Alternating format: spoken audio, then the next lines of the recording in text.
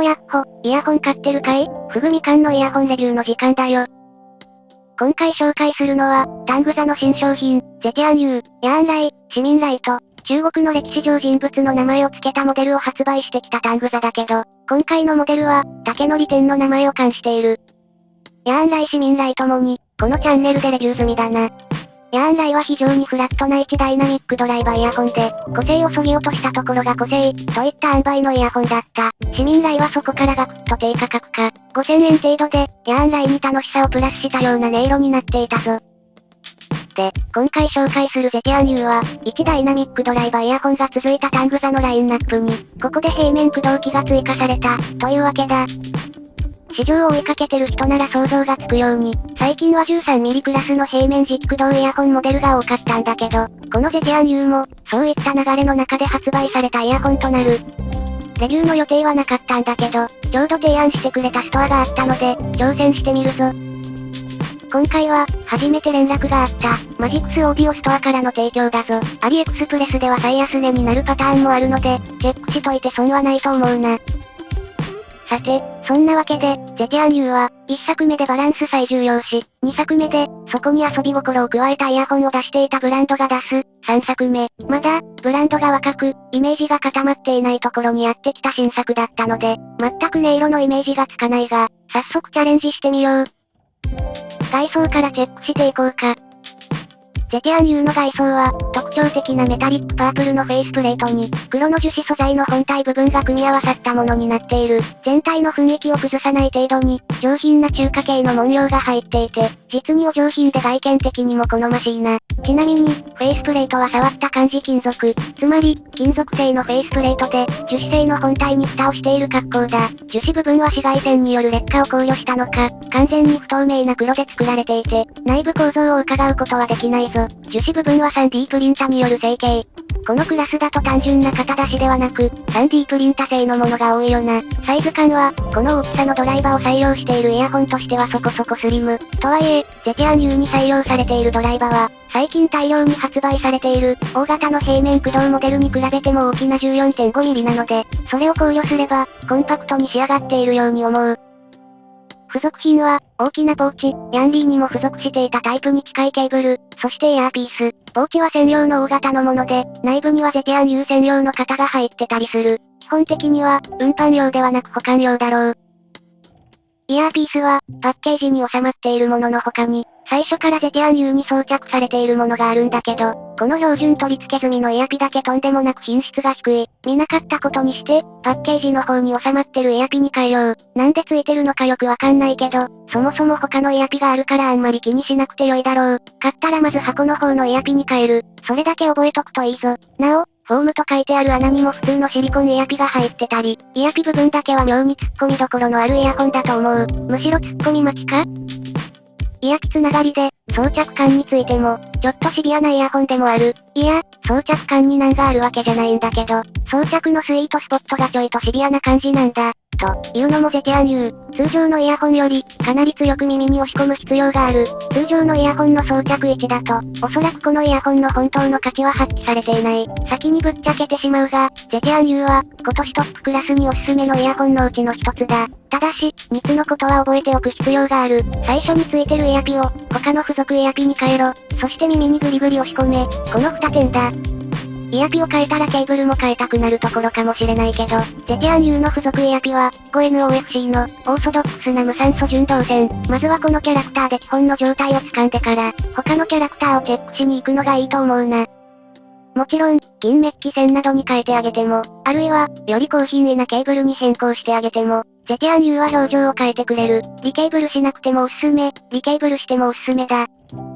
インピーダンスは16オームと、低出力機と組み合わせても十分に動かせるスペック。ただし、平面駆動機の実力を発揮するなら、音楽専用プレイヤーか、USB DAC などと組み合わせてあげたいところ、環境のグレードアップが、そのまま澄んだ音に直結するので、自分の手頃な方法で上流のことを考えてあげてほしい。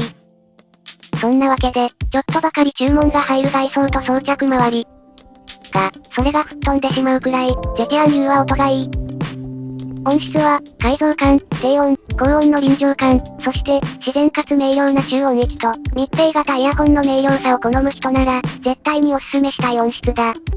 どれくらい高評価かというと、今年、僕がここまで一番おすすめしていた、平面駆動イヤホンである、シャオワー S12 と並ぶくらい、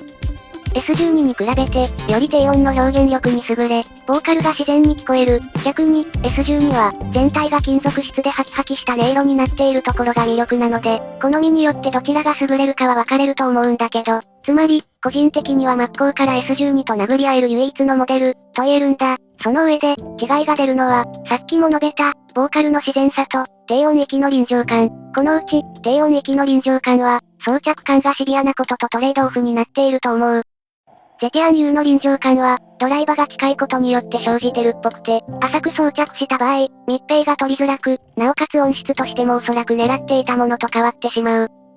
ゼティアン U の低音域は、耳にグリグリっと押し込んで、うまくはまった状態でないと発揮されないんだな。この装着感に対して、S12 は誰でもおそらく想定した音色を聞くことができるので、ここが両者の差となるだろう。適正な装着状態のゼティアン U は、ドンシャリにも感じられる、明瞭かつアグレッシブな高低音域と、ボーカルに金属質さや神経質さがつかない、絶妙な分離感、改造感により、平面駆動機の素晴らしさをうまく示した一台になっている。耳に密着するように装着すると、平面駆動機としてはかなりの量のサブベースと、同時に、平面駆動機ならではの引き締まりが体験できるだろう。これが普通のイヤホンと同じくらいの振動で装着すると、低音域がスッカスカで、ドライバサイズが二回りくらい小さいような体感の音に感じられる。これらの差は歴然で、視聴会なんかでゼティアン U の評価が渋かった人については、おそらく、この装着のスイートスポットにたどり着けなかった人なんじゃないか、という印象を抱いたな。また、平面駆動機らしい、音の広がりも見事、抜けが良く、各楽器は適度にまとまり、距離を置いていて、ここをより強調する S12 に並ぶか、もうちょっと狭めで自然な印象。ボーカルが、アルミ金属製の S12 に比べて程よく響くので、そういった微妙な差から、全体の印象の違いが出てきてる。改造感、分離感は S12 と同じくらいあるんだけど、ボーカル帯域だけ、もうちょっとナチュラルになりませんか、という人、そこでゼティアン U がおすすめだ。また、単純なドライバサイズのおかげか、これら 14mm クラスの2機種はどちらもサブベースが素晴らしい。しっかりと振動感すら感じられる仕上がりになっているので、平面駆動機で、量はともかく、サブベースの質を求めるなら、S12 かゼティアン U がおすすめと知った感じだな。高音域も、刺さらないけど改造感、分離感、キレがしっかりある。よりキラキラした音が欲しければ S12、そこまで誇張された表現でない。ちょうどいいところが欲しければゼティアン U がおすすめだ。アルミハウジングの硬質な響きか、3D プリンタ製の樹脂ハウジングの、より調整された響きか、そのいずれを重視するかで、ゼティアン U を買うかどうかは決まってくるだろう。最後にもう一回確認だ。最初からついてるイヤピは諦めろ。イヤピ変えたらグリグリ押し込め。派手な雰囲気だけど派手すぎず、そしてしっかり聞きどころが伸びる。そんなイヤホンを探している人は、ゼティアン U をチェックして後悔しないはずだぞ。おすすめだ。と、こんなところだな。おすすめだよ。そりゃおすすめだからだよ。平面駆動機は本当に多くの会社が発売したけど、ゼティアン U は、ぜひ、平面駆動のサブベース感不足に悩んでいる人におすすめしたい。グラフ上ではあんまり出ないんだけど、実際、装着に注意するときっと納得レベルのバランスが出るはずだから。ちょっとだけ使用時に癖があるけど、それを乗り越えておすすめできる傑作だぞ。おすすめだって言ってるだろ。と、いったところで今回はここまで、平面駆動もういいやと思い始めてたけどまたチェックしないといけなくなったじゃないか。